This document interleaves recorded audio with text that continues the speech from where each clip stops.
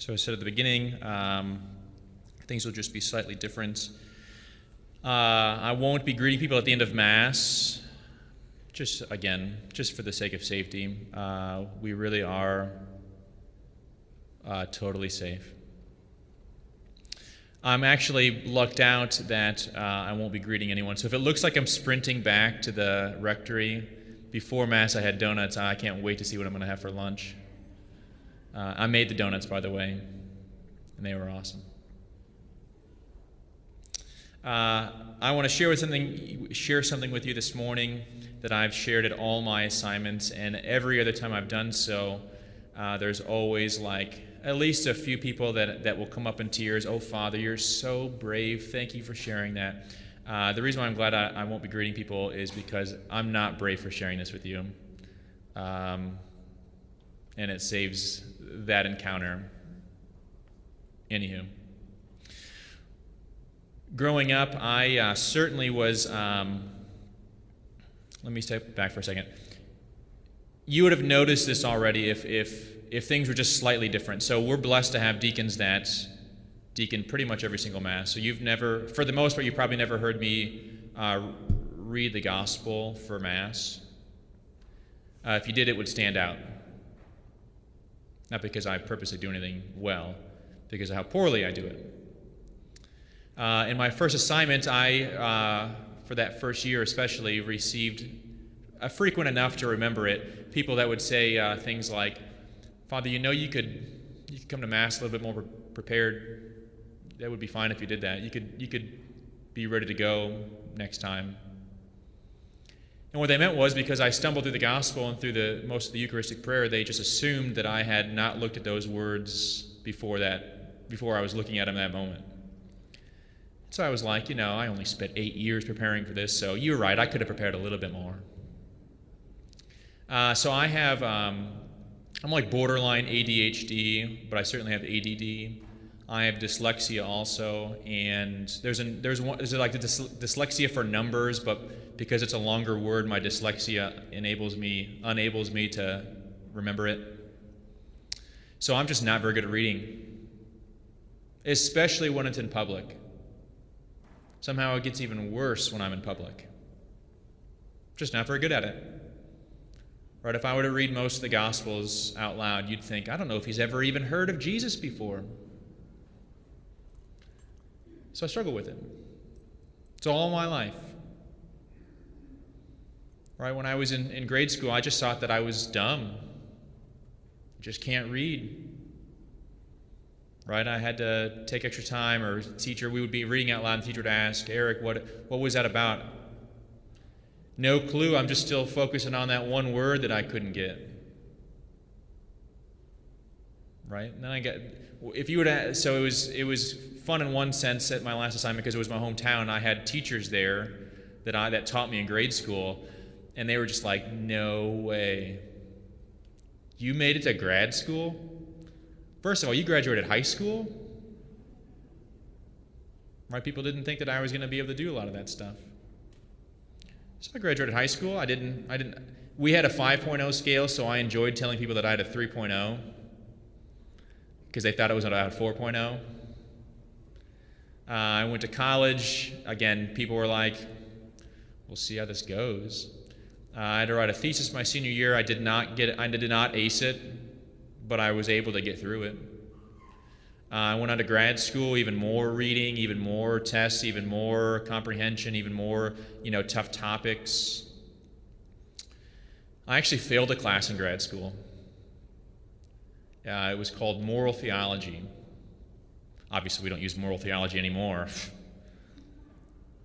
I had to retake a moral theology class. The reason why I say that I'm not brave for telling you that is because I'm grateful that it's the case. I'm glad that God made me that way. It takes me several more tries of reading something than it does to most people. And because of that, I think I look at things differently. Reading is not fun for me. It's not an enjoyment. Because I didn't know if my tests were negative or positive all this week, I did quarantine until I got both tests back. And all week long I was like, this would be a great time to read. I wonder what's on TV. If you ever see me at like a coffee shop, if you ever see me at a coffee shop, like I do not go to coffee shops, but if you ever see me at a coffee shop reading, assume that something horrible has happened. I had a really bad confession, and that was my penance. Because the thought of it just sounds awful to me. Just don't enjoy sitting down to read. Right? The thought, if you were to ask my grade school teachers, what if Eric had a life where he had to stand up in public and have coherent words to say every day of the week and then read in public? They'd be like, nah. And here we are. I'm not saying they're coherent, but they're in front of you. Right, so I have this, when I was a kid, they called it disability. I don't like the word disability because it means something that's disabled means it's broken. Right? I mean, I know that I'm broken and you know that, but like, I'm not broken in that sense. It's not that I'm wrong just by who I am, just how I am. It's what I am. Right? We all have those types of things. We all have something that, makes us feel like we stand out.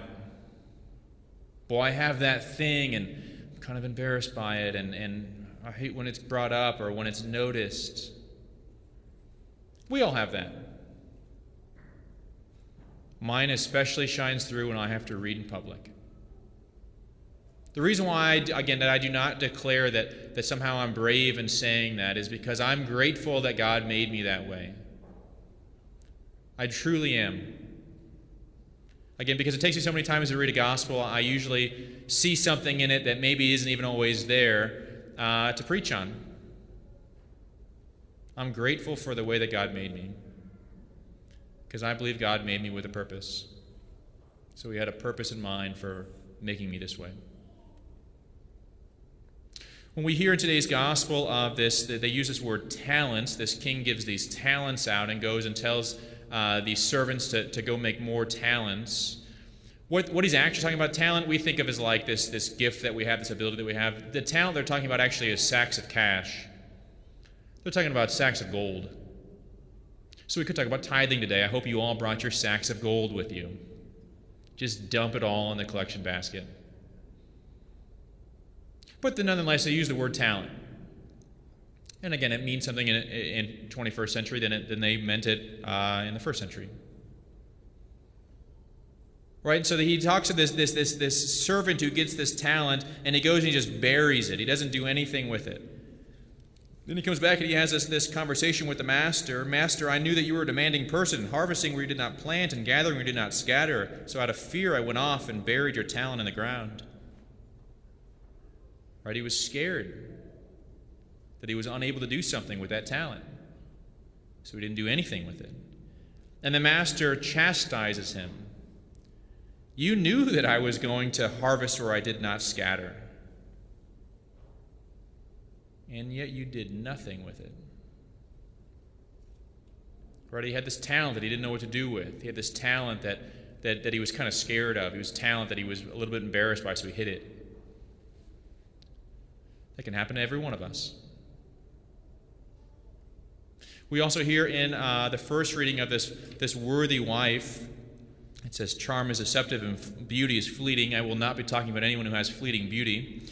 Anywho, it talks of this working with loving hands. Right? She does this work with love. Right? These talents she has, she does it with love. Right? She doesn't try to mask anything or be something that she's not. I was lucky, in one sense, growing up. My parents, so I grew up in the 90s, and when I got in trouble at school, I got it worse at home. If my teacher said something, my word meant nothing if I gave an excuse for it, which is like almost 100% different than a lot of parents today. If the kid somehow is struggling in school, it's just the teacher's fault. It's not that the kid has been on his iPad or iPhone, whatever, for the last 14 hours straight. It's everything to do with it. It's the teacher's fault. That was not the case when I was in grade school. I was also lucky that my mom was a hippie. And so she was against medicine. She was pro herbs, both legal and not, but she was against medicine. And so I didn't get treatment for it. Treatment. I just had to learn to do my best anyway. And so I learned at a young age to start utilizing my gift, this gift that God has given me. I knew that if I failed the test, which happened quite often, if I got the teacher to laugh, I might get a few points back. I'll use that to the best of my ability. What is that thing in your life that they out there say is an inadequacy, right? A disability, something that plagues you? What is that thing? I know that Thanksgiving is coming up pretty soon, and there can kind of be nervousness for families to get together. Oh, I'm going to be in front of all my siblings and my parents and my aunts and uncles and cousins and whatnot. They all seem really successful, but I don't. And because I have this thing, I hope it's not brought up, I want to be embarrassed. What if you went in excited about that? Boy, I hope that thing does come up. Because I'm ready to go this time. I'm going to be excited about talking about how that thing no longer plagues me, but is an advantage to me. What if I saw it as a true talent? What if God wants to spread? He's spreading seed with whatever your disability is, whatever. What if He sees it actually as a talent? What if God made you for a purpose? I believe that He did.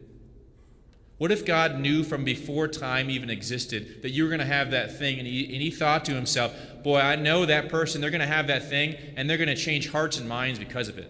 When they're not willing to be tied down by that thing, and they're willing to go above and beyond those things, they're going to have effects in people's lives. What if that's the case? I believe that it is. God wants to harvest where He did not even scatter with you.